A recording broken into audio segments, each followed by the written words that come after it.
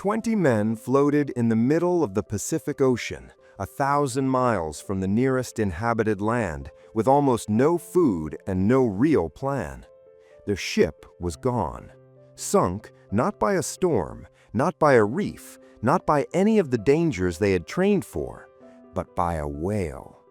A single, enormous, furious sperm whale that rammed their vessel twice and sent it to the bottom of the sea.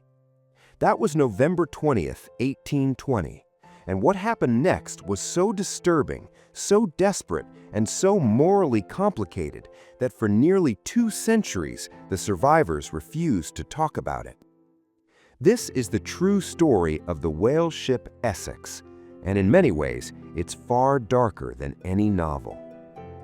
The Essex left Nantucket, Massachusetts in August of 1819. Nantucket in those days was the whaling capital of the world. Tiny island, enormous ambition.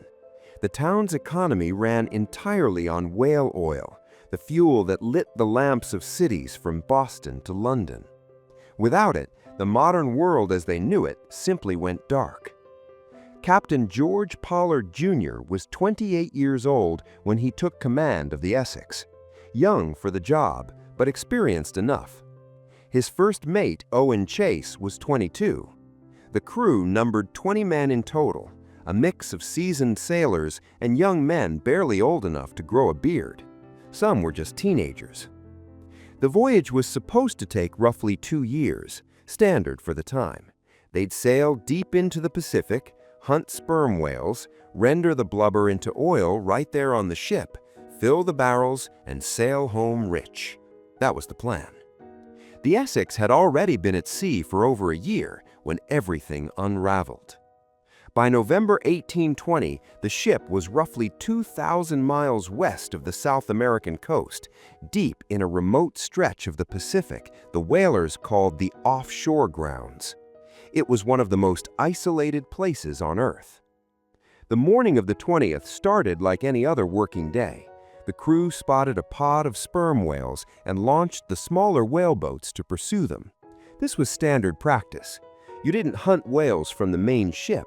You rowed up alongside them in smaller boats, got close enough to drive a harpoon in by hand, and then you held on. Owen Chase was back on the Essex with a small crew, making repairs to a whaleboat that had been damaged during an earlier hunt, when he noticed something strange. A large sperm whale, he estimated it at 85 feet, though it was likely closer to 60, surfaced about 100 yards off the bow. It wasn't moving away, it was just lying there, watching the ship. Then it began to swim directly toward them, picking up speed as it came. Chase shouted to turn the wheel. There wasn't time. The whale struck the Essex head-on at full speed. The impact was so violent that the men on board were knocked off their feet. The ship shuddered and began to take on water, badly. Then, unbelievably, the whale turned around. It dove under the ship, surfaced on the other side, thrashed for a moment, and then came back. A second direct strike, this one to the bow. And this time, the Essex was done. Within minutes, the ship had rolled onto its side. 20 minutes after that, it was gone. Owen Chase stood in a small whaleboat and watched the Essex slip beneath the surface. He later wrote that he could not fully process what he was seeing. Nothing in 20 years of maritime tradition had prepared any of them for this. Sperm whales were dangerous, yes. They could destroy a whaleboat with a single swipe of the tail. But they did not attack ships. That simply wasn't something that happened. Until that day, it wasn't. Now, 20 men were stranded in 3 small open whaleboats in the middle of the Pacific with whatever supplies they had managed to grab before the ship sank. That came to roughly 60 pounds of hardtack biscuit and a few gallons of water per boat. Enough, maybe, for a few weeks. Not enough for what was coming. Here is where the story takes a turn that's almost painful to understand in hindsight. The crew had 2 options. They could sail toward the Marquesas Islands, roughly 1,200 miles to the west, a relatively short journey with favorable winds. or they could attempt to reach the coast of South America, nearly 2,000 miles to the east, sailing against the wind.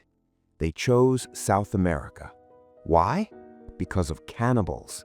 The Marquesas had a reputation among sailors for hostile, cannibalistic islanders. The crew was terrified of ending up on those shores, so they pointed east into the longest stretch of open ocean they could have picked, in tiny boats never designed for ocean voyages, with barely enough food to last a month. There is something genuinely tragic in that choice. They were so afraid of being eaten by strangers that they set themselves on a course that would eventually force them to eat each other. The first weeks were the most hopeful. The men rowed and sailed eastward, rationing their food carefully, catching the occasional fish. There was even a brief reprieve when they stumbled upon a tiny, uninhabited island called Henderson Island. They found fresh water there, some crabs, birds' eggs, and enough food to rest and recover for about a week. 3 men decided to stay. The rest pressed on, convinced they could make it to South America. Then the real suffering began. By December, the food was running out. Men began losing dangerous amounts of weight. Their lips cracked and bled from salt exposure. Fresh water became so scarce that they collected dew off the sails at night just to survive. Some men began to lose their minds. The first death came on December 29th, 39 days after the sinking. A sailor named Matthew Joy died and was buried at sea. Others followed. By January, several more men had died from starvation and dehydration.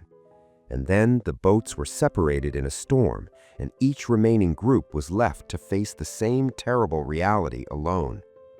They had to eat the dead. There was no other way.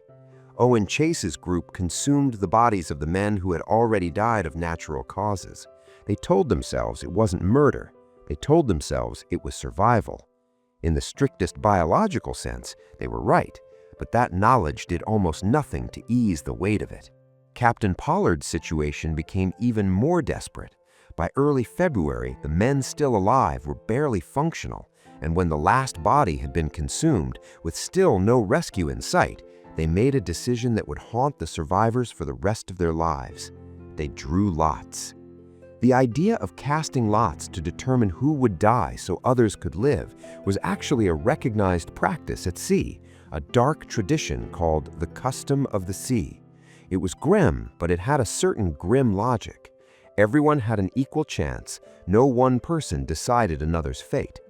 The lot fell on Owen Coffin. He was 17 years old, and he was Captain Pollard's nephew. Pollard reportedly offered to take the boy's place. Owen Coffin refused. He is said to have accepted his fate quietly. He was shot by one of the other survivors, and then, like the others before him, he kept the remaining men alive a little longer. It's one of the most harrowing moments in all of maritime history. A captain watching his own nephew die, unable to stop it, living with that memory for the rest of his life, which Pollard did. He lived to old age, and by most accounts, he never really recovered. Rescue finally came in February 21. Owen Chase's boat was found by the British ship Indian on February 18th, about 90 days after the Essex sank. Pollard's boat was picked up a few days later. Of the 20 men who had been aboard the Essex, only 8 survived. The 3 men who had stayed behind on Henderson Island were eventually rescued as well, having nearly starved to death on that tiny strip of rock.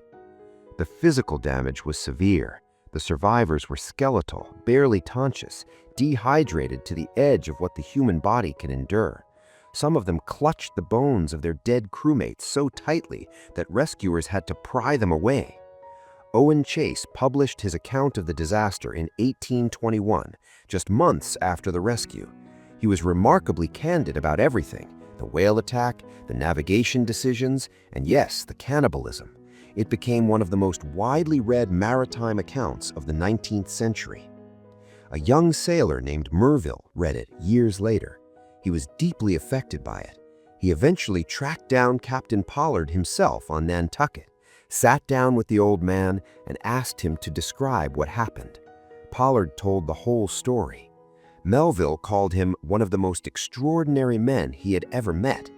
In 1851, Melville published Moby Dick. He changed almost everything: the setting, the characters, the ending, the meaning.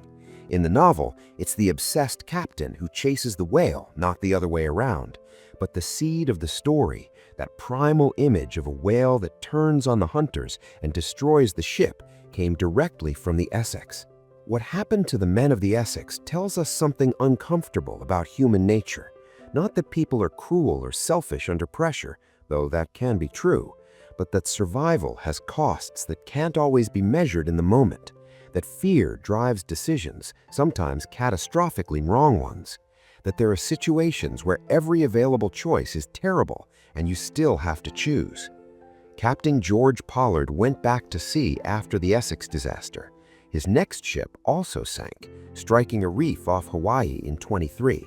After that, no owner on Nantucket would give him command of a vessel.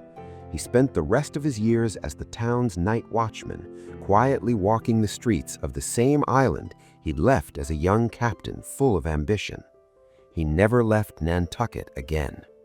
He observed a strict fast every year on November 20th, the anniversary of the day the whale hit. He never forgot, and honestly, neither should we. That's not a story about a whale. That's a story about what human beings are capable of, the worst of it, and somehow the most dignified parts of it too.